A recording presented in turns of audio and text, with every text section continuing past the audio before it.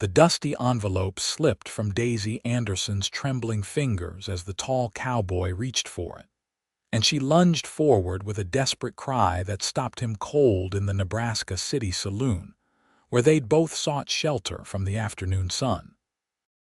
"Please, I'm begging you, don't read those," Daisy said, her green eyes wide with something that looked like pure terror as she snatched the packet of letters back against her chest. "They're private. They're nothing that concerns anyone but me." Tyler Young held up both hands, his weathered face showing surprise at her reaction. He'd only been trying to help after she'd dropped them when her bag split open near the bar. The year was 1882, and Nebraska City bustled with cattle drives and railway traffic, bringing all sorts of people through its streets. Tyler had seen plenty of folks pass through during his years working ranches across the territory, but something about this woman's fear struck him differently. "Madam, I meant no disrespect," he said quietly, his voice carrying the low drawl of someone who'd spent more time with horses than people. "Just trying to be helpful is all." Daisy clutched the letters tighter, her knuckles white. She was perhaps 23, wearing a simple blue calico dress that had seen better days, her dark blonde hair pulled back in a practical bun. Everything about her spoke of someone trying very hard to be invisible, to take up as little space as possible in the world. "I know," she whispered, her voice cracking slightly. "I'm sorry. I didn't mean to snap. It's just that those letters, they're very personal, very painful. I wouldn't want anyone to see what's written there." Tyler studied her for a moment, noting the shadows under her eyes, the tension in her shoulders. He was 27 himself, had spent the last decade working cattle drives and breaking horses, and he'd learned to read people the way he read the weather.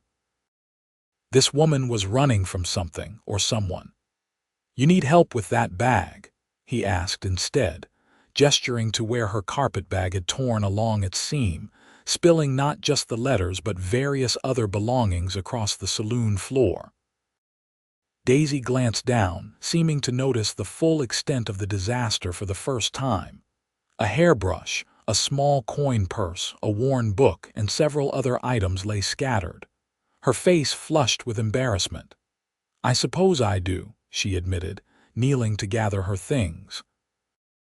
Tyler knelt beside her, carefully picking up items and handing them to her, making a point not to look too closely at anything that might be considered private. "You got somewhere to stay?" he asked as they worked. "Nebraska City's not always kind to women traveling alone." "I have enough for a few nights at the boarding house," Daisy said, though the worry in her voice suggested her funds were limited. "I'm looking for work. I can sew, clean, cook reasonably well. I was hoping to find something here." Tyler nodded slowly. "Mrs.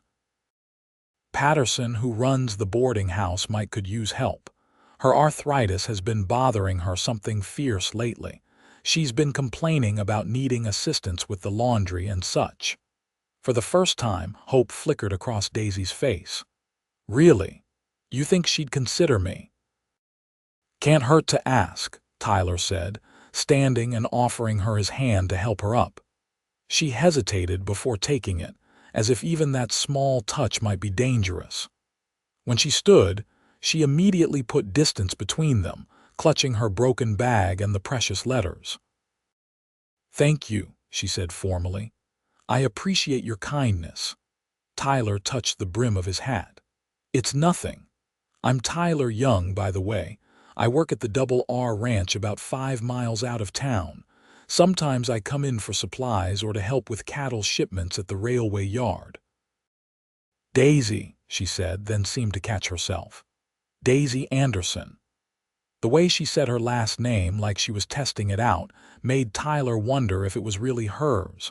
But that was her business, not his. Plenty of folks in the West were running from something, looking for fresh starts. That's what the frontier was for. "Well, Miss Anderson, how about I walk you over to Mrs. Patterson's place?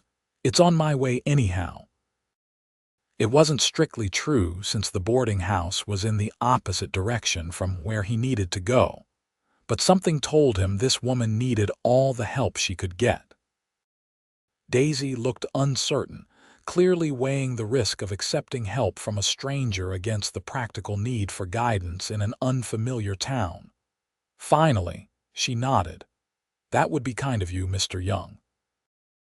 They walked together through the dusty streets of Nebraska City, past the general store and the bank, the blacksmith's forge ringing with the sound of hammer on anvil. The town was prosperous by frontier standards, benefiting from both the Missouri River trade and the railway that had come through a decade earlier. Wagons rumbled past, and other cowboys lounged outside various establishments, their eyes following Daisy with the kind of attention that made her shrink closer to Tyler's side. Tyler noticed and subtly shifted his position to block their view, his hand resting casually on the gun at his hip. The gesture wasn't lost on Daisy, who glanced at him with something that might have been gratitude. "You're not from around here," Tyler observed as they walked. It wasn't a question. "No," Daisy admitted. "I came from Missouri, St. Joseph. That's a fair distance. You came alone." Her jaw tightened. "Yes, I had my reasons for leaving." Tyler heard the warning in her voice and let the subject drop. They reached the boarding house, a neat two-story structure painted white with green shutters. Mrs. Patterson, a stout woman in her 50s with kind eyes and gray-streaked hair, was sweeping the front porch. "Tyler Young," she called out cheerfully. "What brings you by? Don't tell me you're finally taking me up on my offer of Sunday supper." Tyler grinned. "Maybe next week, Mrs. Patterson. Today I brought you someone who might be able to help you out. This is Miss Daisy Anderson. She's looking for work, and I remembered you saying you needed help with the boarding house." Mrs. Patterson set aside her broom, her shrewd eyes taking in Daisy's appearance, the worn dress, the broken bag, the desperate hope barely hidden behind careful composure. But there was kindness in her assessment too. "Is that so? Well, come on up here, child, let me look at you properly." Daisy climbed the porch steps, her posture straight despite her obvious exhaustion. "I'm a hard worker, madam. I can clean, do laundry, help with cooking. I can sew and mend. I'm honest and reliable, and I need the work." "Where are you from?" Mrs. Patterson asked, echoing Tyler's earlier question. "Missouri, madam, St. Joseph." "You running from the law?" "No, madam. Running from a man." Daisy's silence was answer enough. Mrs. Patterson's expression softened further. "Well, I don't need the details. Lord knows we've all got our stories. I can offer you room and board plus a small wage. The room's not much, just a little space in the attic, but it's clean and private. You'd be helping with the general running of the place. I've got 6 rooms I rent out, mostly to railroad men and cowboys passing through, sometimes merchants. It's respectable, and I don't tolerate any nonsense. That suit you?" "Yes, madam," Daisy said, her voice thick with relief. "That suits me perfectly, thank you. When can you start?" "Right now, if you need me to." Mrs. Patterson smiled. "Tomorrow morning soon enough." "You look like you could use a good meal and a rest. Come on, I'll show you your room." Tyler touched his hat again. "I'll be on my way then, ladies. Miss Anderson, I hope Nebraska City treats you well." "Mr. Young," Daisy said, turning to face him fully, "thank you, truly. I don't know what I would have done without your help today." "Anyone would have done the same," Tyler said, though they both knew that wasn't quite true. He started to turn away, then paused. "I'm in town most Saturdays if you need anything, just so you know." Something in her eyes shifted, a fraction of the fear easing. "I'll remember that." Over the following weeks, Daisy settled into her new life at the boarding house. She worked hard, rising before dawn to help Mrs.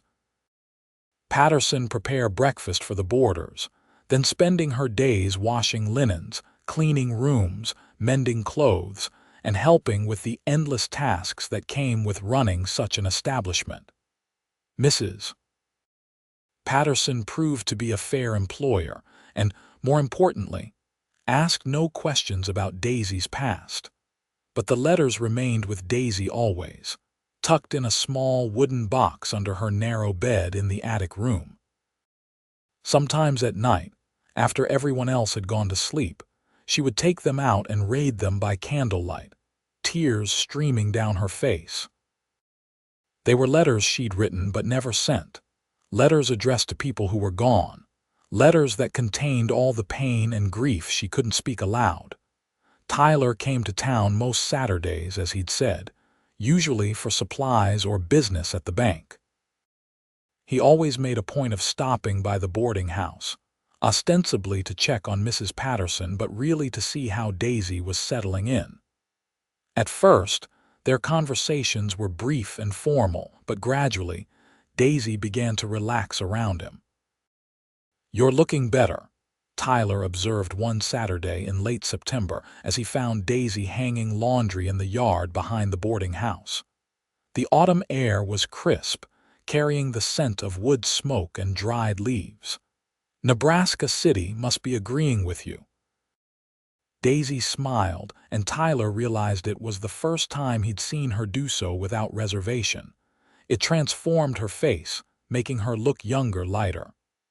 "Mrs. Patterson is wonderful to work for," Daisy said, pinning a sheet to the line. "And the work is honest. I feel safe here." "Safe is good," Tyler said. He leaned against the fence, watching her work with the easy confidence of a man comfortable with silence. "You ever think about what comes next, or are you just taking it day by day?" "Day by day, mostly," Daisy admitted. "I'm trying to save what I can. Maybe someday I'll have enough to open a little shop of my own, dressmaking perhaps, but that's a long way off." "Not as far as you might think if you're careful with your money," Tyler said. "This town's growing, could use a good dressmaker. Mrs. Chen does alterations, but she's getting up in years and talking about retiring." Daisy looked at him curiously. "You seem to know everyone's business." Tyler shrugged. "Small town, people talk, I listen." He paused, then added carefully, "I don't pry, though. Everyone's entitled to their secrets." Something in his tone made Daisy's hand still on the laundry. She turned to face him fully. "The letters," she said quietly. "That day we met, you've been wondering about them." "It's not my place to wonder," Tyler said, but his eyes were honest. "Though I'll admit, I've thought about how scared you looked, made me concerned is all." Daisy set down the shirt she'd been about to hang and wrapped her arms around herself, despite the relative warmth of the day. "They're letters I wrote but never sent, letters to people who are gone. My parents. My younger sister. They died 3 years ago, fever that swept through St. Joseph. I survived. They didn't." Tyler's expression gentled. "I'm sorry, that's a hard loss." "It gets worse," Daisy said, the words spilling out now like she'd been holding them in too long. "After they died, I had no one. I was 20 years old with no family, no money. A man named Samuel Harrison offered to help me. He said he'd take care of me, give me a place to live. I was so desperate, so lost in my grief. I said yes without really understanding what he expected in return." Tyler's jaw tightened, but he didn't interrupt. "He wasn't kind," Daisy continued, her voice barely above a whisper. "He wanted to own me, control everything I did, everywhere I went. He said I owed him for his generosity. When I tried to leave, he threatened me. Said he'd tell everyone I was a thief, that I'd stolen from him. In a town where I had no family, no one to vouch for me, his word would have been believed over mine. So I stayed for 2 years, feeling like I was disappearing a little more each day." "How did you get away?" Tyler asked gently. "He went to Kansas City for business. I packed what little I had and ran. Used the last of the money I'd managed to hide away to buy passage to Omaha, then made my way here. I kept moving, making myself hard to follow." She looked up at him, her eyes bright with unshed tears. "The letters, they're all I have left of myself, of my pain. They're proof that I existed, that my family existed, that what happened to me was real. I can't bear the thought of anyone else reading them, seeing my weakness, my grief laid bare like that." Tyler was quiet for a long moment, processing everything she'd told him. When he spoke, his voice was firm but kind. "That's not weakness, Daisy. That's survival. You got through something that would have broken a lot of people, and you're still standing, still fighting. That's strength, not weakness." "I don't feel strong," Daisy admitted. "I feel scared all the time, scared he'll find me, scared I'll never be able to stop looking over my shoulder." "Fear doesn't mean you're not strong," Tyler said. "It means you're smart enough to understand danger. But you're building a new life here. You've got Mrs. Patterson looking out for you, and you've got me too if you want." Daisy met his eyes, searching for something. "Why? Why would you care what happens to me?" Tyler considered the question seriously. "I don't rightly know how to explain it. From the moment I saw you in that saloon, looking so scared but trying so hard to be brave, something in me just wanted to help. Maybe because I know what it's like to be alone. My folks died when I was 16, left me to make my own way. I've been lucky, found good work, good people. Maybe I just want to pay that forward." "Thank you," Daisy said softly, "for listening, for not judging me." "Nothing to judge," Tyler said simply. "You survived, you escaped. That's all that matters." Their friendship deepened after that conversation. Tyler's Saturday visits became the highlight of Daisy's week. He'd help her with heavy chores when Mrs. Patterson wasn't looking, making the older woman scold him for doing work she wasn't paying him for. Sometimes he'd bring her small gifts, practical things like a new hairbrush when he noticed hers was falling apart, or a book when she mentioned missing reading. "You don't have to keep bringing me things," Daisy protested one October afternoon when he presented her with a warm shawl as the weather turned colder. "I know I don't have to," Tyler said. "I want to. Is that all right?" Daisy wrapped the soft wool around her shoulders, touched by his thoughtfulness. "It's more than all right. It's the kindest thing anyone's done for me in years." As autumn gave way to early winter, Daisy found herself looking forward to Saturdays with an anticipation that went beyond simple friendship. Tyler was unlike any man she'd known. He was patient and respectful, never pushing her for more than she was willing to give. He listened when she talked and seemed to understand the things she didn't say. Around him, she felt safe in a way she hadn't felt since before her parents died. Tyler, for his part, found himself thinking about Daisy more than he probably should. He admired her resilience, her determination to build a better life for herself. He loved the way she laughed at his stories about ranch life, the way her eyes lit up when she talked about her dreams of opening a dress shop someday. He'd never been much for courting, had never found a woman who made him want to settle down. But Daisy was different. It was late November when things changed between them. Tyler had come to town on a Wednesday instead of his usual Saturday, his face grim. He found Daisy in the boarding house kitchen where she was preparing vegetables for dinner. "Tyler," she said, immediately sensing something was wrong. "What is it?" "I need to talk to you," he said, glancing at Mrs. Patterson, who was kneading bread dough at the other end of the kitchen. "Privately, if that's all right." Mrs. Patterson, bless her, took one look at Tyler's face and dusted off her hands. "I need to check on something upstairs. Daisy, take a few minutes." Once they were alone, Tyler pulled a folded newspaper from his coat pocket. "I was at the general store earlier. A man came in, asking questions about a woman matching your description. He had this." He handed her the newspaper, opened to a page with several notices. One of them made Daisy's blood run cold. "Missing. Daisy Anderson, age 23, blonde hair, green eyes, last seen in St. Joseph, Missouri."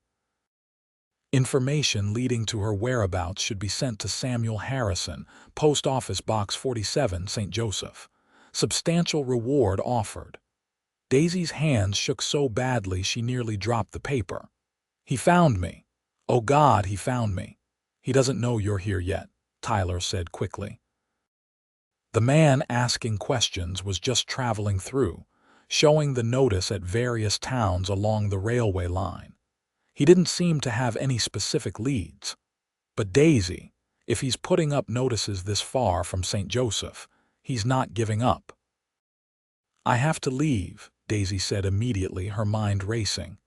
Tonight, I'll pack my things and catch the first train west, maybe Denver or further, California. Running won't solve this, Tyler said, his voice firm. He'll just keep looking and you'll spend the rest of your life looking over your shoulder. What choice do I have? Daisy demanded, panic rising in her throat. He'll find me, Tyler, and when he does, he'll make me go back. He'll make good on his threats. I can't let that happen. Then we make sure his threats don't hold water, Tyler said. You need protection, legal protection. We need to establish that you're a respectable woman with a legitimate reason for leaving St. Joseph, not a thief or a runaway. How? Daisy asked desperately. Tyler took a deep breath, clearly steadying himself for what he was about to say. You marry me. Daisy stared at him, certain she'd misheard. What? Marry me, Tyler repeated, his brown eyes steady on hers. If you're my wife, you're under my protection. Harrison can't touch you without going through me, and I promise you, I won't let that happen. As a married woman, you'll have legal standing.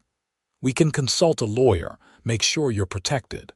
And Harrison's reputation will matter less than the word of a married couple with ties to the community. Tyler, I can't ask you to do that, Daisy said, even as her heart raced at the possibility. Marriage it's forever. You can't throw your life away on someone like me. I wouldn't be throwing anything away, Tyler said, stepping closer. Daisy, I care about you. These past months, getting to know you, watching you build a new life, seeing your strength and your kindness, I've fallen for you. I know this isn't how courting usually works, and I know the timing is terrible, but the feelings are real. I want to protect you, yes, but I also want to be with you. If you'll have me. Daisy felt tears spilling down her cheeks. You've fallen for me, completely, Tyler admitted, a slight smile crossing his worried face. I was planning to court you proper, take my time, but circumstances being what they are, I'm asking now. Will you marry me, Daisy? Let me stand between you and the man who hurt you. Let me give you the life you deserve. I care about you too, Daisy whispered. More than I thought I could care about anyone again. But Tyler, I'm broken. I have nightmares. I flinch at loud noises. I'm scared all the time. You deserve better than that. I deserve you, Tyler said firmly. And you're not broken. You're healing. There's a difference. We can heal together. Please, Daisy, say yes. Daisy looked into his earnest face, saw the genuine care and determination there, and felt something shift in her chest. For the first time since her parents died, she didn't feel alone. Yes, she said. Yes, I'll marry you. Tyler's face broke into a wide smile, and he reached out carefully, giving her time to pull away. When she didn't, he took her hands in his. We'll do this right. We'll go to the minister tomorrow, get married proper. Then we'll see a lawyer, make sure everything's legal and documented. Harrison won't be able to touch you. Tomorrow, Daisy breathed. Is that too soon? No, she said, squeezing his hands. No, it's perfect. Tyler, are you sure? I've never been more sure of anything, he said. Now, let's tell Mrs. Patterson. She'll want to help plan, and we'll need her as a witness. Mrs. Patterson, when they told her, cried happy tears and immediately began planning. We'll make you a proper dress, child. I've got fabric upstairs I was saving for something special. And we'll have a small reception here at the boarding house. Nothing fancy, but respectable. The next morning, Daisy woke before dawn in her attic room and retrieved the wooden box with her letters. She sat on her narrow bed, reading through them one last time. Letters to her mother, telling her about the pain of losing her. Letters to her father, apologizing for not being stronger. Letters to her sister Sarah, promising to remember her always. And letters she'd written to herself, chronicling the worst days with Samuel, the fear and helplessness she'd felt. Reading them hurt, but it also reminded her how far she'd come. She wasn't that frightened, helpless woman anymore. She was stronger now, braver. And today, she was marrying a good man who saw her worth even when she struggled to see it herself.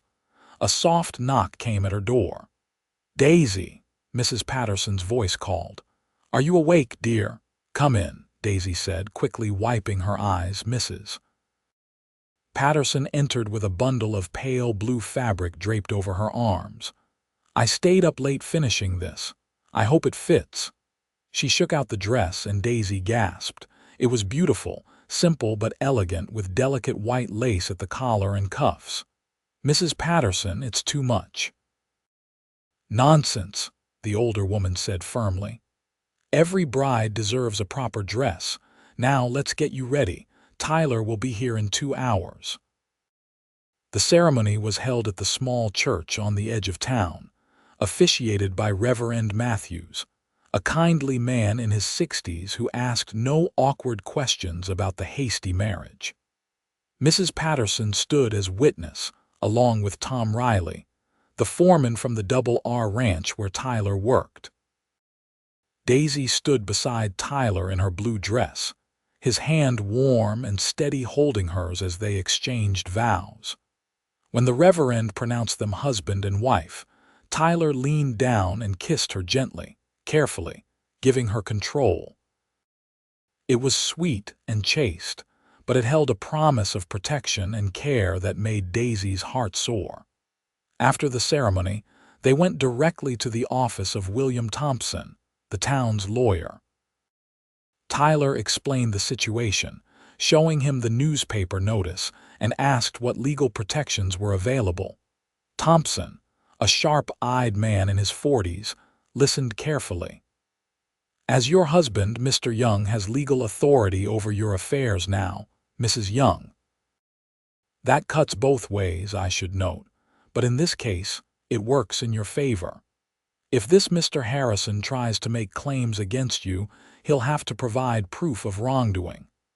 A serious allegation of theft would require evidence, witnesses, documentation.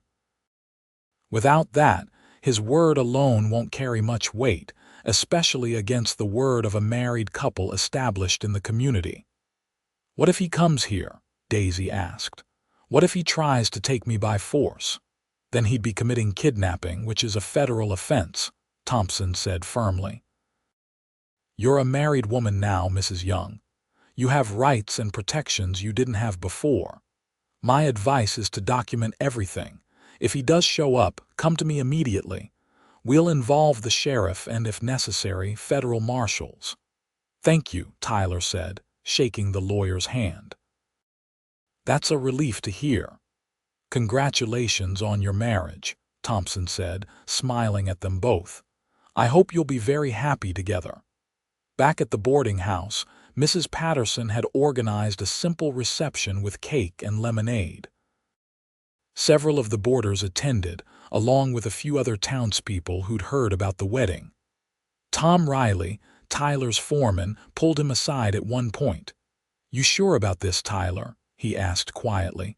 "It all happened mighty fast." "I'm sure," Tyler said, watching Daisy across the room as she smiled at something Mrs. Patterson was saying. "I know it looks sudden, but I care about her, Tom, and she needs someone in her corner. Well, the boss wanted me to tell you, you can have the old foreman's cabin if you want it. It's not much, but it's got a good roof and a working stove. Needs cleaning and some fixing up, but it's yours if you want to make a home there." Tyler's face lit up. "Really? That would be perfect. Tell Mr. Roberts I'm grateful." The cabin Tom mentioned was about a mile from the main ranch house, a small two-room structure that had been empty since the previous foreman retired and moved to town. It wasn't fancy, but it would be theirs, a place where they could build a life together. That evening, Tyler and Daisy found themselves alone in her attic room, gathering her few belongings to move to the cabin. The reality of what they'd done, the commitment they'd made, settled over them both. "Are you scared?" Tyler asked, watching her fold her spare dress carefully. "A little," Daisy admitted. "But not of you, just of everything. Change, the unknown." "I won't rush you," Tyler said seriously. "I meant what I said in my vows. I'll honor you, protect you. We can take this at whatever pace you need." Daisy turned to face him, the small wooden box of letters in her hands. "I want to be a good wife to you, Tyler. I want this marriage to be real. But I need you to understand I'm still healing. There are parts of me that are still scared and hurt." "Then we'll heal them together," Tyler said. "I'm a patient man, Daisy. We've got all the time in the world." She held out the box. "These are the letters I was so desperate to protect that first day. I want you to read them. Not because you asked, but because I'm choosing to share them with you. I want you to understand where I've been, what I've survived. I want there to be honesty between us." Tyler took the box carefully, understanding the weight of what she was offering. "Are you sure? You were so adamant that day." "I was scared that day," Daisy said. "Scared of being seen, of being known, but you're my husband now. I want you to know me, truly know me. The pain, the grief, all of it." "I'll read them," Tyler promised, "and I'll guard them as carefully as you have." They moved Daisy's belongings to the cabin that night. It was small but cozy, with a main room that served as kitchen and living area, and a bedroom barely big enough for a bed and a dresser. Tyler started a fire in the stove while Daisy unpacked, the domesticity of it both strange and comforting. Later, as Daisy prepared for bed behind the bedroom's thin curtain, Tyler sat by the fire and opened the wooden box. Inside were dozens of letters, some written on fine paper, others on scraps, all in Daisy's careful handwriting. He began to read. The first letter was addressed to her mother. "Dear Mama, it has been 2 weeks since we buried you, and I still cannot believe you're gone. Every morning I wake up and for a moment I forget. Then I remember, and the pain is fresh all over again. How am I supposed to go on without you? You were my strength, my guide. I feel so lost." Tyler's throat tightened as he continued reading. Letter after letter chronicled her grief, her pain, her desperate loneliness. She wrote to her father about trying to be strong, about handling the sale of their small house to pay debts. She wrote to her sister Sarah about missing her laughter, her companionship. Then the letters changed. They became darker, chronicling her time with Samuel Harrison. "I don't know who I'm writing this to. Maybe my future self if I survive this. Samuel hit me today. I burned his dinner and he said I was ungrateful, that after everything he'd done for me, this was how I repaid him. I wanted to leave, but where would I go? I have nothing, no one. I'm trapped." Tyler's hands clenched around the paper, anger burning through him at the man who'd hurt her. He forced himself to keep reading to understand the full extent of what she'd endured. The letters detailed 2 years of emotional and physical abuse, of a woman slowly losing herself, of mounting desperation. Then finally, the last letter, written just before she escaped. "This is my last letter. Tomorrow I run. I don't know where I'll go or what will happen to me, but I can't stay here any longer. If I do, I'll die. Maybe not physically, but everything that makes me who I am will be gone. I'm terrified, but I'm also determined. I deserve better than this. My parents didn't raise me to accept this kind of treatment. Sarah wouldn't want this for me, so I'm leaving. I'm finding my way back to myself. Whoever reads this, if anyone ever does, know that I survived. I made it out." Tyler set down the letters, his eyes burning with unshed tears. He understood now, truly understood, what Daisy had been through. The fear, the pain, the incredible courage it took to leave, to keep going, to trust again. The bedroom curtain moved and Daisy emerged, wearing a simple white nightgown, her hair down around her shoulders. "Did you read them?" she asked quietly. "I did," Tyler said, his voice rough with emotion. He stood and crossed to her, careful not to move too quickly. "Daisy, I'm so sorry. Sorry for what he did to you, sorry you had to endure that. You're the bravest person I've ever known." "I don't feel brave," she whispered. "You are," he insisted. "You survived, you escaped, you built a new life, and you let yourself trust again even after everything. That takes incredible courage." Daisy's eyes filled with tears. "I was so scared to let you raid them. I thought you'd see me as weak, as damaged." "I see you as strong," Tyler said firmly. "I see you as a survivor, and I'm honored that you trust me enough to share your pain with me." He paused, then added softly, "I promise you, Daisy, I will spend every day for the rest of my life making sure you never feel that kind of fear again. You're safe with me, always." Daisy stepped forward and wrapped her arms around him, burying her face in his chest. Tyler held her carefully, one hand stroking her hair, letting her cry out years of stored pain and fear. They stood like that for a long time, the fire crackling softly, the world outside quiet and dark. "Thank you," Daisy finally whispered, "for reading them, for understanding, for not seeing me as broken." "You're not broken," Tyler said again. "You're healing. And I'll be here for every step of that journey." That night, they slept in the same bed for the first time, but Tyler kept his promise. He held her when she wanted to be held, gave her space when she needed it, and never pushed for more than she was ready to give. It was enough just to have her there, safe and warm beside him. The weeks following their wedding were a time of adjustment and growth. Tyler continued his work at the ranch, leaving early each morning and returning in the evening. Daisy kept her job at Mrs. Patterson's boarding house, insisting on contributing to their income despite Tyler's protests that his wages were enough. "I need to work," Daisy explained one morning over breakfast. "I need to feel useful, independent. It's not about the money. It's about knowing I can take care of myself." Tyler understood, remembering her letters, her desperate sense of helplessness when she'd been dependent on Samuel Harrison.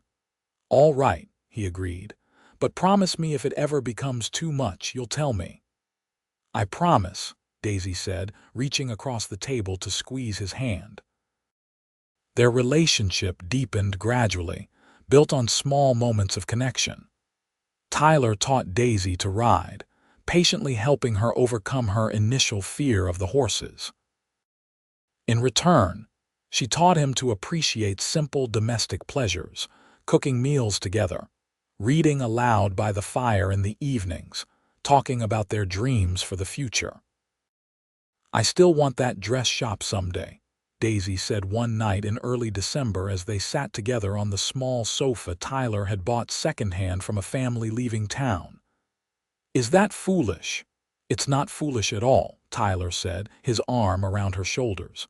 "It's a good dream. You're talented with a needle. I've seen the mending you do, the way you altered that dress for Mrs. Patterson's niece. People would pay well for that kind of skill." "Maybe in a few years," Daisy said wistfully, "when we've saved enough." "Maybe sooner than you think," Tyler said. "I've been talking to Mr. Roberts about taking on more responsibility at the ranch. He's talking about expanding the operation, maybe starting a horse breeding program. He wants me to oversee it. It would mean better pay." Daisy sat up, excited. "Tyler, that's wonderful. You'd be perfect for that." "Nothing's decided yet," Tyler cautioned, but he was pleased by her enthusiasm. "But if it happens, we'd have more financial security, could start saving for that shop." The peace they'd built was shattered on a cold December afternoon. Daisy was walking back from the boarding house, her shawl wrapped tight against the bitter wind, when a man stepped out from beside the general store, blocking her path. She recognized him immediately. Samuel Harrison looked just as she remembered, tall, well-dressed, with dark hair and cold blue eyes that had always made her feel like prey. "Hello, Daisy," he said smoothly. "You've led me on quite a chase." Daisy's blood turned to ice. She looked around frantically, but the street was empty in the late afternoon cold. "Stay away from me," she managed to say, her voice shaking. "Now, is that any way to greet someone who's traveled all this way to find you?" Samuel asked, stepping closer. "You left rather abruptly, Daisy. Without even saying goodbye, and you took something that didn't belong to you." "I took nothing," Daisy said, backing up. "I left with only what was mine." "Your presence in my home was mine," Samuel said, his voice turning hard. "The investment I made in you, the care I provided." "You owe me, Daisy. You're coming back to St. Joseph with me." "No," Daisy said, finding her courage. "I'm not. I'm married now. I'm Mrs. Young. You have no claim on me." Samuel's face darkened with anger.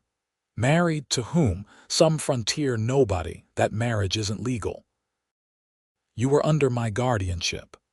"I was never under your guardianship," Daisy said, her voice growing stronger despite her fear.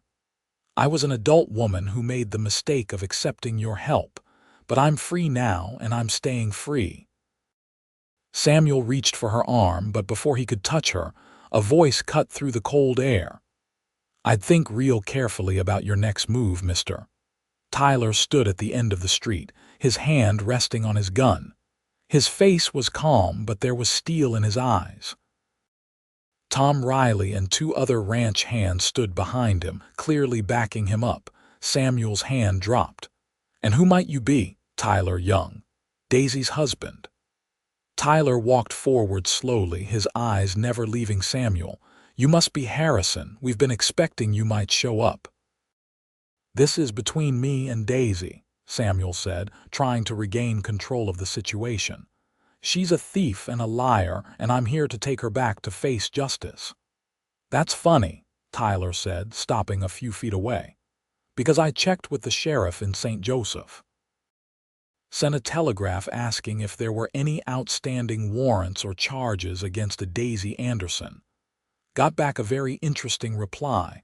Want to know what it said?" Samuel's expression flickered. "It said no charges have been filed," Tyler continued. "No reports of theft. Nothing. Which makes me wonder, Mr. Harrison, what exactly you're doing here harassing my wife." "I don't need to file charges to know what she did," Samuel blustered. "Actually, you do," came a new voice. William Thompson, the lawyer, had appeared, apparently summoned by Tom Riley. "That's how the law works, Mr. Harrison. And I have here a signed affidavit from Mrs. Young, detailing her time in your, shall we say, care. It makes for disturbing reading. Unlawful imprisonment, assault, threats. If anyone should be facing charges, it's you." Samuel's face had gone pale. He looked between Tyler, the lawyer, and the ranch hands, clearly realizing he was outnumbered and outmaneuvered. "This isn't over," he said, trying to save face. "Yes, it is," Tyler said flatly. "You go back to Missouri and you don't come back. You don't write letters. You don't send telegrams. You don't contact my wife in any way. If you do, we'll file charges. And I'll make sure every newspaper between here and St. Joseph knows exactly what kind of man you are. I don't think your reputation would survive that, do you?" Samuel stared at him with pure hatred, but he had no cards left to play. He turned on his heel and stalked away toward the hotel, his expensive coat billowing behind him. Tyler immediately went to Daisy, who was shaking violently despite the relative warmth of her shawl. "You're safe," he said softly. "He's leaving. He can't hurt you anymore." "I was so scared," Daisy whispered. "When I saw him, all I could feel was that old fear." "I know," Tyler said, wrapping his arms around her. "But you stood up to him. You were brave, Daisy, and you weren't alone. How did you know to come? She asked. Mrs. Patterson saw him asking about you this morning, Tom Riley answered. She sent word to the ranch right away. Tyler came as fast as he could. We watched him all day, Tyler added, making sure he didn't catch you alone. But we couldn't stop him from approaching you without cause. I'm sorry we couldn't prevent it entirely. You were there when I needed you, Daisy said, clutching his coat. That's what matters. Thompson handed Tyler several documents. I'd suggest keeping these safe. They establish Mrs. Young's legal status as your wife, her character references from Mrs. Patterson and others in town, and the affidavit detailing Harrison's treatment of her. If he tries anything else, you have ammunition. Thank you, Tyler said gratefully. I appreciate your help. That's what the law is for, Thompson said. To protect people like Mrs. Young from people like Harrison. That evening, back in their cabin, Daisy finally let herself fall apart.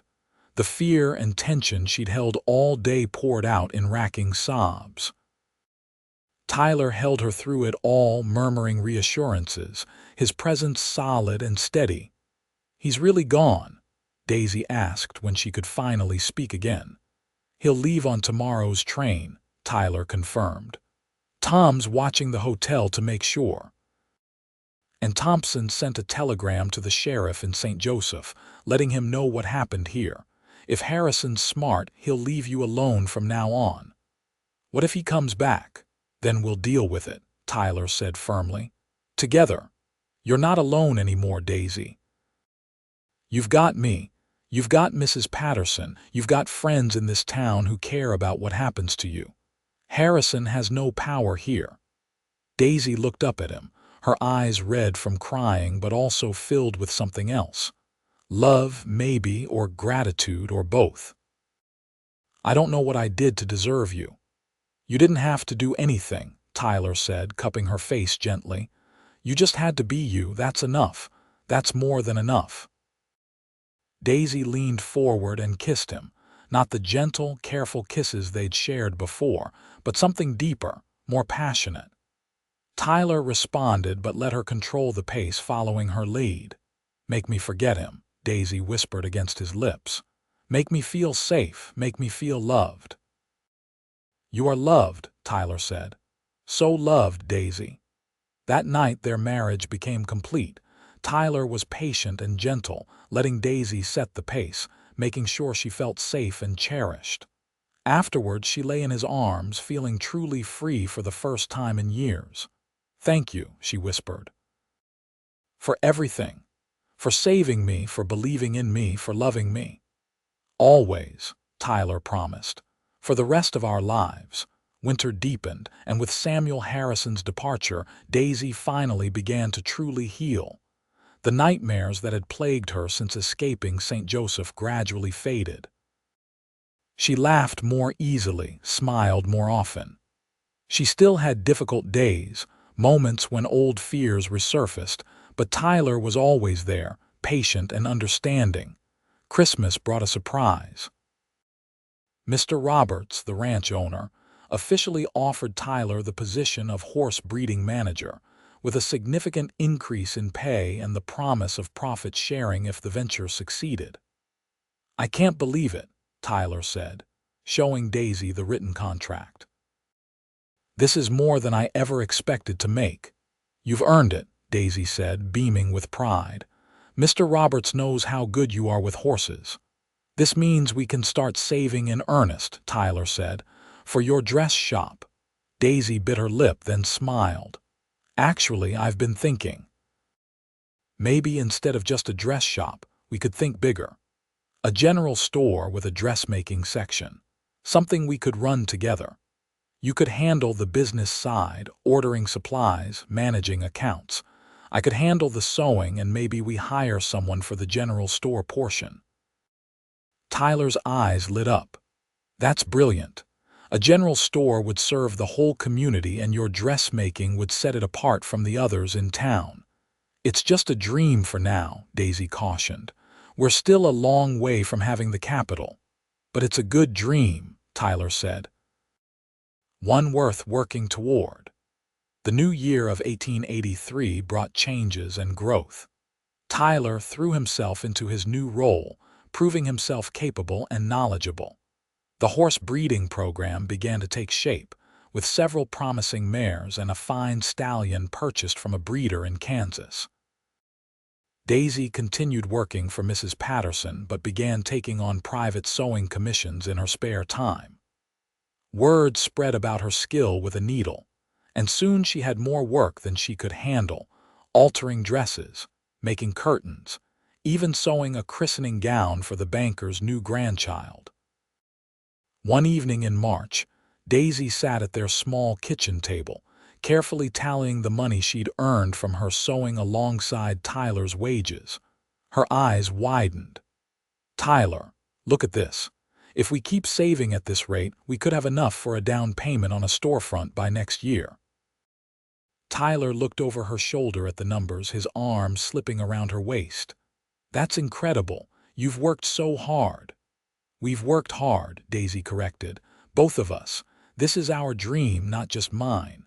"When did you start thinking of it as our dream?" Tyler asked, curious. Daisy leaned back against him. "When I realized this marriage was real, not just protection, not just convenience, but real. When I realized I loved you and wanted to build a life with you." "When did you realize that?" Tyler asked softly. "I think I've been falling in love with you since that first day in the saloon," Daisy admitted. "But I knew it for certain the day you faced down Samuel. You stood there so brave, so steady, protecting me without question. I looked at you and thought, this is my person. This is the man I want to spend my life with." Tyler turned her in his arms so he could see her face. "I love you too. I think I knew the minute I saw you clutching those letters, so scared but so fierce. You had this look in your eyes like you'd fight the whole world if you had to. I'd never seen anything like it." They kissed, sweet and slow, the kind of kiss that spoke of deep contentment and lasting love. Spring brought another surprise. Daisy realized she'd missed her monthly courses twice in a row. When the nausea started, she knew. She was carrying Tyler's child. She told him one evening as they sat on their porch, watching the sunset paint the Nebraska sky in shades of gold and pink. "Tyler, I have news," she said, her hand unconsciously moving to her stomach. "Good news, I hope?" he asked, noting the gesture. "I think so," Daisy said, suddenly nervous. "We haven't really talked about children. I hope you want them because we're going to have one. In about 6 months, if I'm counting right."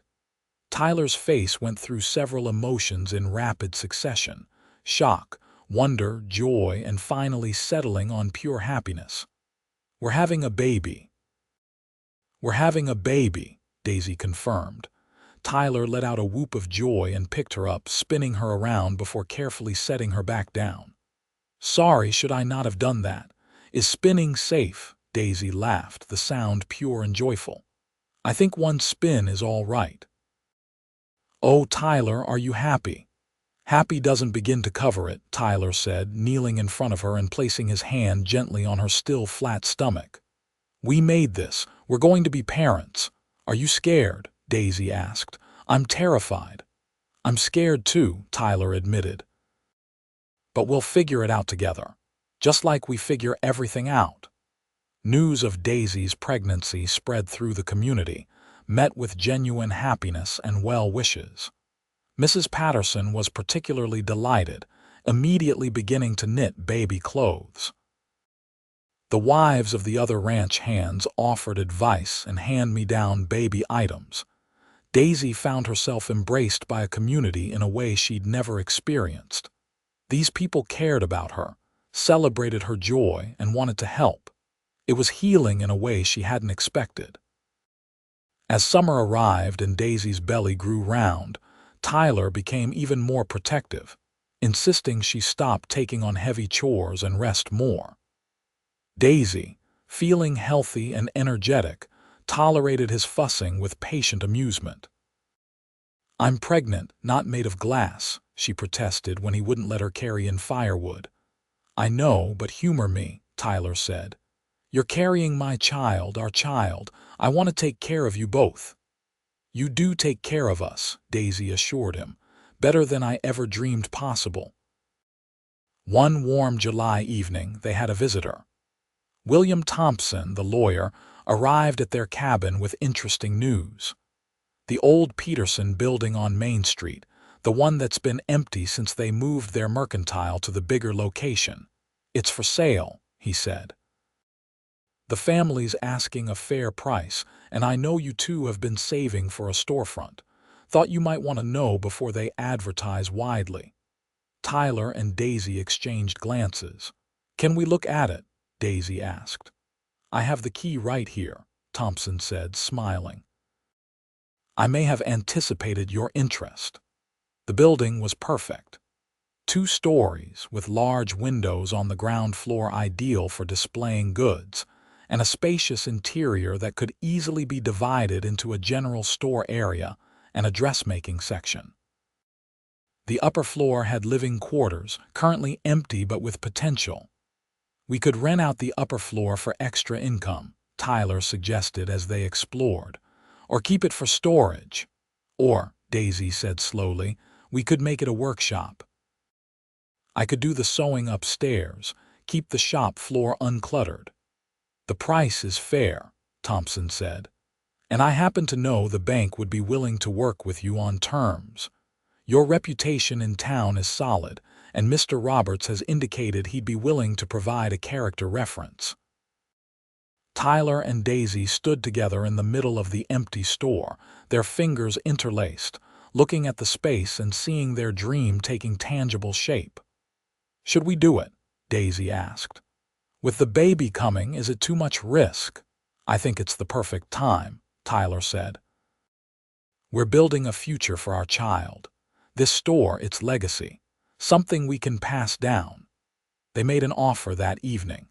Within a week, they were signing papers and officially becoming business owners. The Young's General Store and Dressmaking would open its doors by September. The months that followed were a whirlwind of activity. While Daisy, now very pregnant, handled ordering fabric and sewing supplies, Tyler oversaw the renovation of the store, building shelves and display cases, painting walls, installing new glass in the windows. The community pitched in, with ranch hands helping with heavy labor and townswomen offering advice on inventory. Mrs. Patterson, now in her 60s, announced she was retiring from running the boarding house and offered to work part-time at the store. "I'm too old to be doing all that cooking and laundry," she said. "But I'm not too old to help run a shop, if you'll have me." "We'd be honored," Daisy said, hugging the woman who'd become like a mother to her. In early October, 2 weeks before the store was set to open, Daisy went into labor. It was a long, difficult birth that left Tyler pacing anxiously outside the bedroom while Mrs. Patterson and the midwife, Mrs. Chen, attended to Daisy. Finally, as dawn broke over Nebraska City, a baby's cry filled the cabin. Tyler rushed in to find Daisy exhausted but smiling, holding a small bundle. "It's a boy," she said, her voice hoarse but filled with wonder. "We have a son." Tyler approached slowly, almost afraid to breathe, and looked down at his child for the first time. The baby was red-faced and squalling, with a shock of dark hair and tiny fists waving in the air. He was the most beautiful thing Tyler had ever seen. "He's perfect," Tyler whispered, carefully touching one tiny hand. The baby's fingers immediately wrapped around his thumb, holding tight. "What should we name him?" Daisy asked. They discussed names but never quite settled on one. Now, looking at his son, Tyler knew. "Thomas," he said. "After my father, Thomas Anderson Young, he'll have part of your family name too to remember where you came from." Daisy's eyes filled with happy tears. "Thomas, Tommy, I love it." Tommy proved to be a healthy if demanding baby. He had strong lungs and used them frequently, especially at night. Tyler and Daisy took turns walking him, soothing him, learning the rhythms of parenthood together. The store opening was postponed 2 weeks to give Daisy time to recover, but finally, on a crisp November morning, Young's General Store and Dressmaking opened its doors. The response was overwhelming. Townspeople came not just to buy goods, but to congratulate the couple, to welcome Tommy, to be part of something good. By Christmas, the store was turning a steady profit. Daisy's dressmaking services were booked months in advance, and the general store portion, managed largely by Mrs. Patterson and a young clerk they'd hired, was becoming a community gathering place. One evening, as they closed up the store together, Tyler and Daisy stood in the doorway, Tommy sleeping in a basket behind the counter, and looked out at the town they'd made their home. "Do you ever think about how we started?" Tyler asked. "In that saloon with you clutching those letters like your life depended on it." "I think about it often," Daisy said. "I think about how scared I was, how certain I was that I'd never feel safe again. And then you came along." "You did all the hard work," Tyler said. "You survived, you fought, I just helped." "You did more than help," Daisy said firmly. "You saw me, truly saw me when I felt invisible. You read my pain in those letters and didn't turn away. You understood and you stayed. That changed everything." Tyler pulled her close, careful not to jostle Tommy. "I'm glad I read them, even though you asked me not to. They helped me understand you, understand what you needed." "I'm glad too," Daisy said. "They were my pain made tangible, proof that what I'd survived was real. Sharing them with you, letting you into that part of my past, it freed me somehow, like I didn't have to carry it alone anymore." "You'll never have to carry anything alone again," Tyler promised.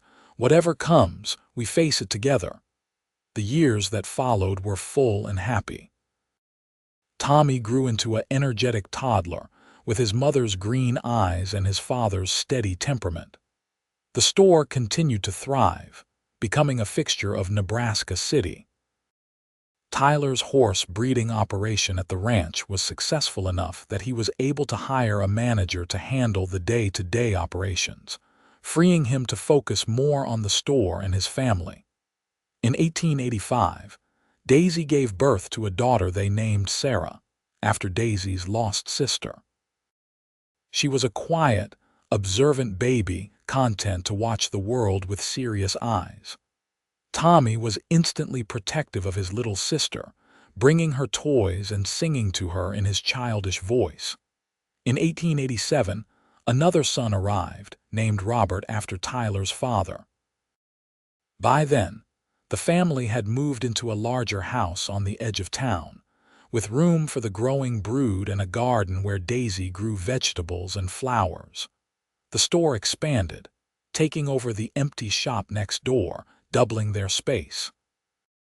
They hired more staff, including a young woman learning dressmaking from Daisy and 2 clerks to handle the increased general store business. Mrs.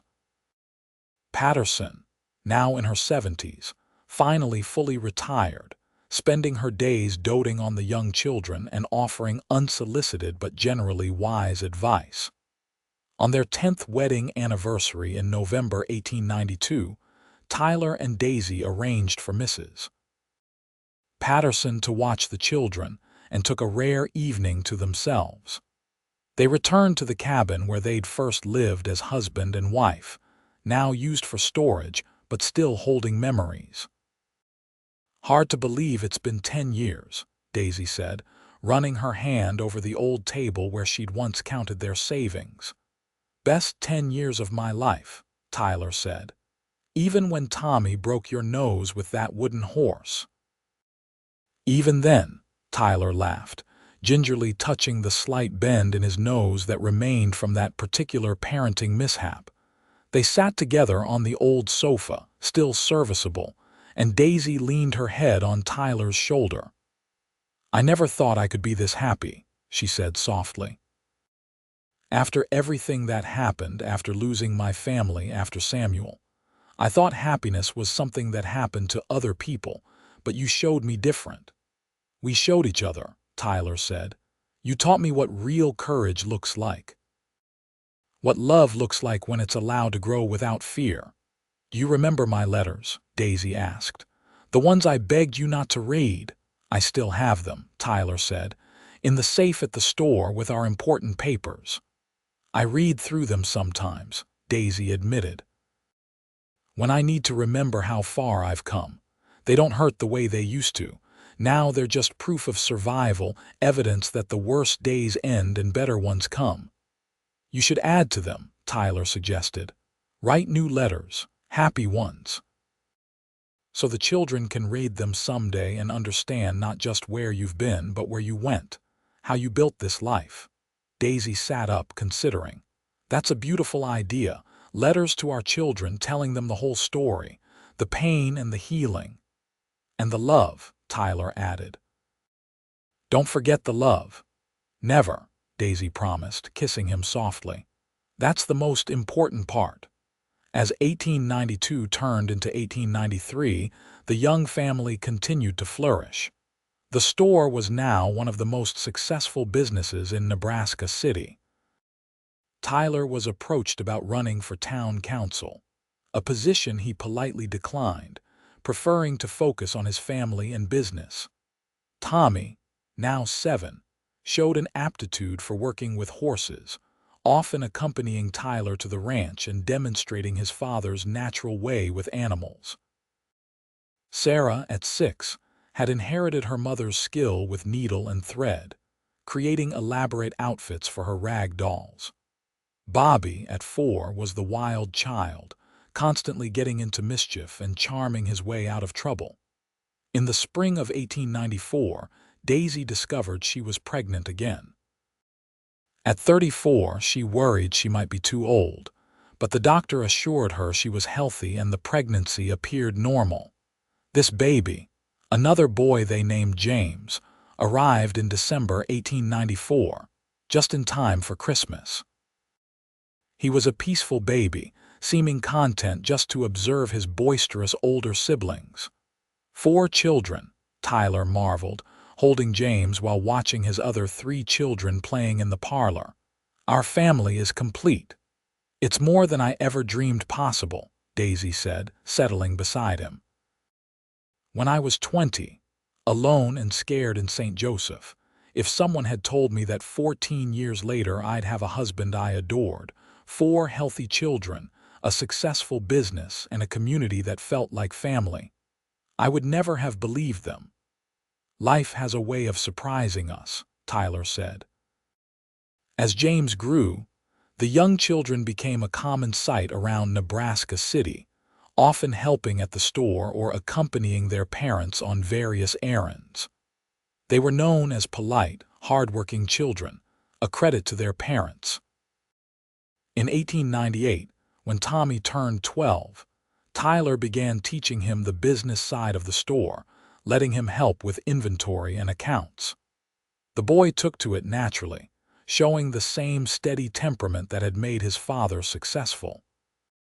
Sarah, at 11, was already taking on dressmaking commissions under Daisy's supervision, her neat stitches and eye for detail impressing customers. That same year, a stranger came to town asking questions about the young family. Tyler and Daisy's old fear resurfaced until they learned it was a lawyer from St. Joseph, bringing news that Samuel Harrison had died in a railway accident. I know it's perhaps unkind to feel relieved at someone's death, Daisy said quietly that evening, but I can't help it. That last shadow is gone now. You're entitled to feel however you feel, Tyler said. He hurt you. He tried to control you. You escaped, and now you're truly free. If that brings relief, there's no shame in that. The lawyer had also brought papers showing that Harrison's estate was being distributed to various creditors. He'd apparently gotten into financial trouble in the years since Daisy left, making bad investments and borrowing heavily. There was nothing left. He always seemed so powerful, so in control, Daisy said. It's strange to think he ended up with nothing. He had nothing that mattered, Tyler observed. No family, no real friends, no love, just money and the need to control others. That's a poor way to live. I'm grateful every day for what we have, Daisy said, looking around their comfortable home, hearing her children's laughter from upstairs. This is wealth. This is what matters. As the century turned and 1900 arrived, Nebraska City celebrated with fireworks and festivities.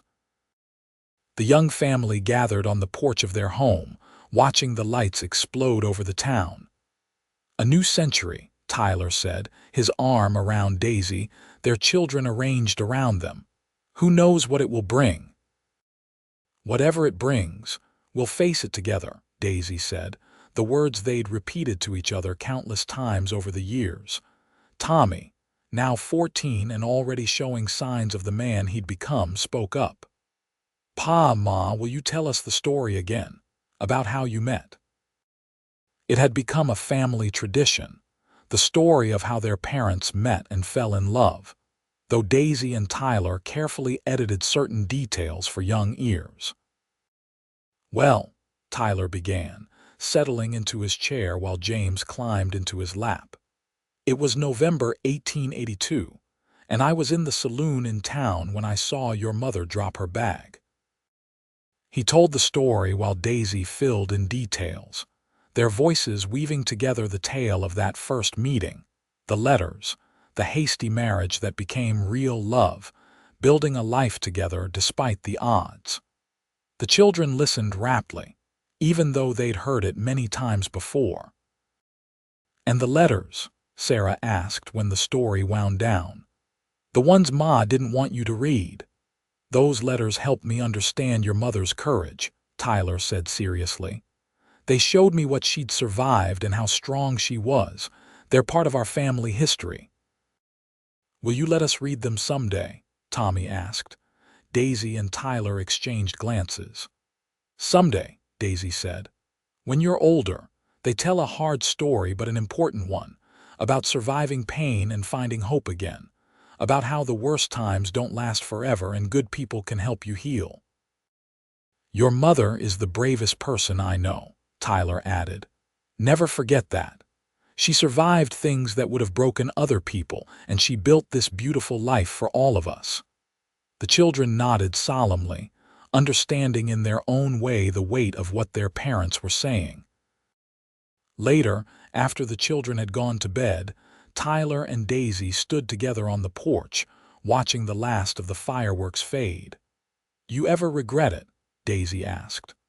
Marrying me so quickly, taking on my troubles. Not for a single moment, Tyler said firmly. Marrying you was the best decision I ever made. You gave me a family, a purpose, a partnership. You made me better than I was. You saved me, Daisy said simply. Not just from Samuel, but from myself, from despair. You gave me a reason to hope again. We saved each other, Tyler corrected. That's what love does. It makes us both stronger. As they stood together under the stars, Tyler thought back to that day in the saloon 18 years ago. He thought about the scared woman clutching her letters, begging him not to read them. He thought about how reading those letters had changed everything, helping him understand her pain and her strength. I'm glad I read them, he said suddenly. The letters. I know you asked me not to, but I'm glad I did. They helped me love you better, understand you better. I'm glad you read them too, Daisy said. They were my pain made visible, but sharing that pain with you, letting you see all of me, that's what allowed me to heal. You didn't shy away from my darkness. You met me there and helped me find the light again. Always, Tyler promised, the same promise he'd made countless times. For the rest of our lives. The years continued to pass in a rhythm of work and family, challenges and joys. Tommy grew into a capable young man, taking on more responsibility at the store and showing interest in expanding the business further. Sarah's dressmaking skills rivaled her mother's, and at 16, She was designing original pieces that attracted customers from surrounding towns. Bobby and James, 12 and 10 respectively, were inseparable, getting into scrapes and adventures that reminded Tyler and Daisy of the importance of patience and humor in parenting. In 1905, tragedy struck the community when a fire destroyed several buildings on Main Street. The Young store was spared, but many of their neighbors lost everything. Tyler and Daisy immediately organized relief efforts, using their store as a distribution center for donated goods and their home as temporary shelter for displaced families. "This is what community means," Tyler told his children as they worked alongside him, sorting donations and helping rebuild. "When trouble comes, we take care of each other." The experience reinforced the values they'd tried to instill in their children: compassion, generosity, resilience. Watching Tommy organize work crews, Sarah comfort crying children, and even Bobby and James haul water and supplies, Tyler and Daisy felt deep pride in the people their children were becoming. In 1908, Tommy announced his engagement to Emily Richards, the schoolteacher's daughter. The wedding was held in the church, where Tyler and Daisy had married 26 years earlier. As Tyler watched his son exchange vows, he caught Daisy's eye across the church and saw his own emotions reflected there. Joy for their son, nostalgia for their own beginning, gratitude for the life they'd built. The following year, Sarah announced she was opening her own dress shop in Omaha, a bigger market for her talents. It was bittersweet, seeing their daughter leave, but Tyler and Daisy supported her ambition. "She's so much like you," Tyler told Daisy the night before Sarah left. "Independent, talented, brave enough to chase her dreams." "She's like both of us," Daisy corrected. "She has your business sense and steady temperament. She'll do wonderfully." Bobby and James, now 17 and 15, were beginning to talk about their own futures. Bobby wanted to try his hand at ranching, while James showed interest in the new automobile mechanics trade that was emerging. "Our babies are growing up," Daisy said one evening as she and Tyler closed up the store. They were in their 50s now, their hair streaked with gray, their faces lined with the marks of time and laughter.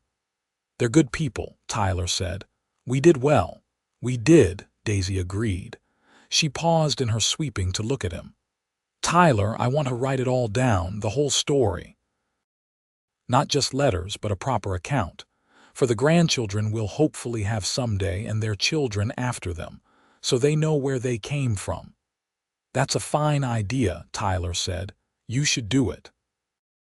So Daisy began writing, spending evenings at the kitchen table, pen scratching across paper as she chronicled her life. She wrote about her parents and sister, their deaths and her grief. She wrote honestly about Samuel Harrison and what she'd endured. She wrote about meeting Tyler, their hasty marriage, the fear and then the healing. She wrote about building the store, having their children, the joys and challenges of creating a life together. She wrote about what she'd learned.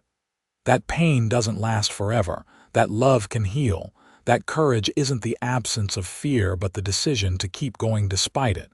When she finished, she had filled 3 leather-bound journals. She showed them to Tyler, who read through them with tears in his eyes. "This is beautiful," he said. "This is our legacy, more valuable than the store or the house or any material thing. This is proof of what's possible when you don't give up." They stored the journals alongside Daisy's original letters in the safe, precious family history to be passed down through generations.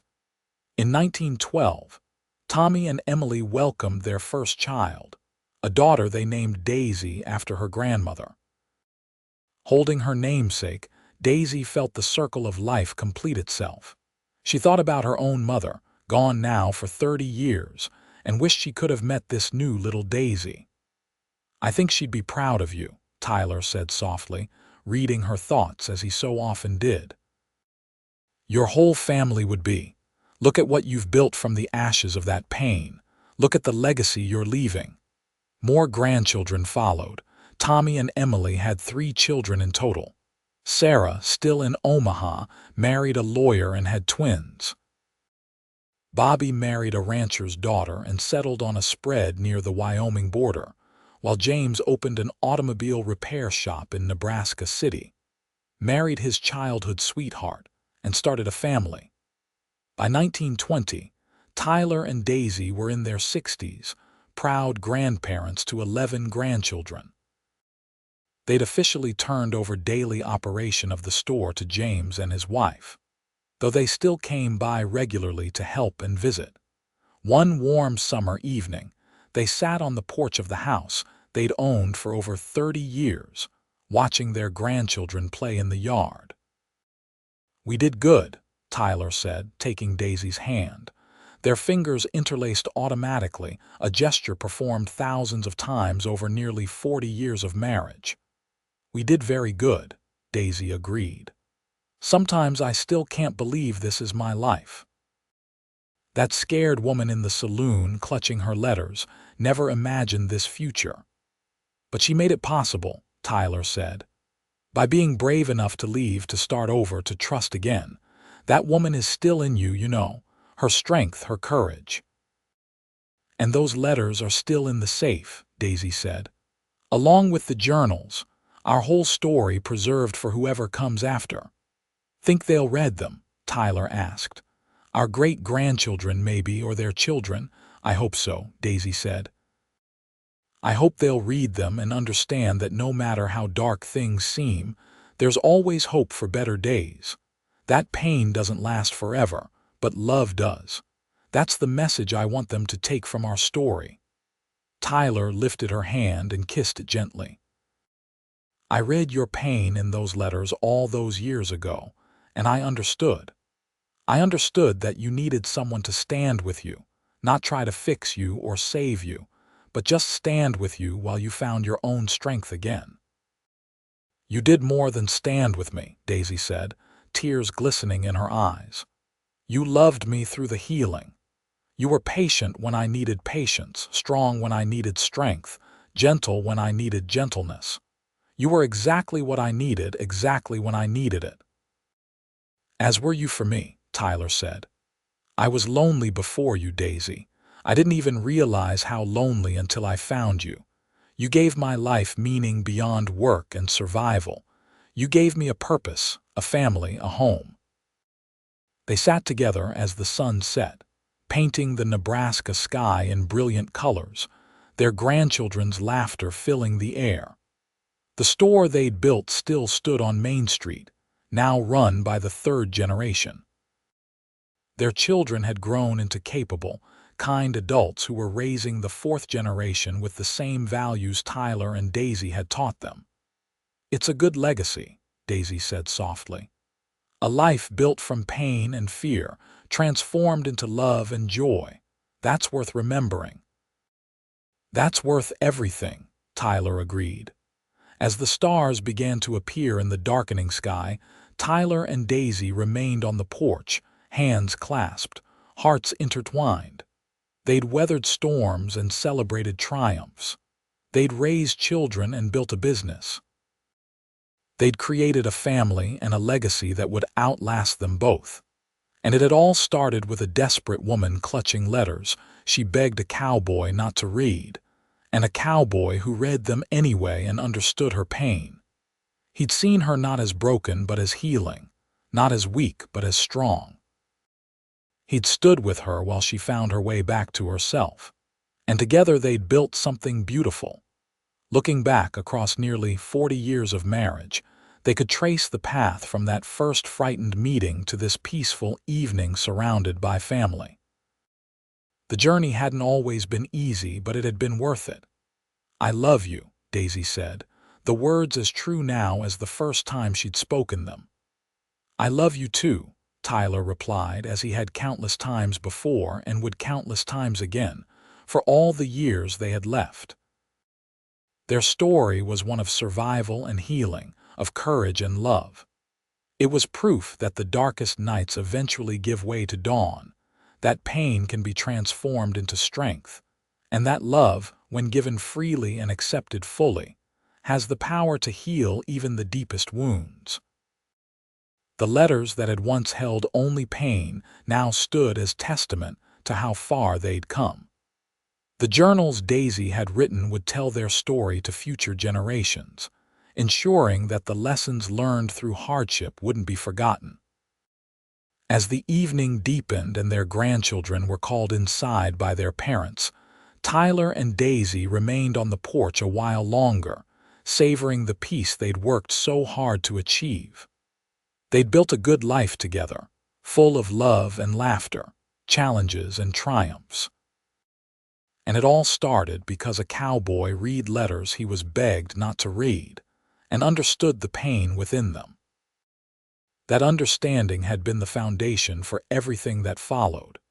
A hasty marriage that became a profound love, a frightened woman who became confident and strong, and a life that proved healing was possible even after the deepest hurt.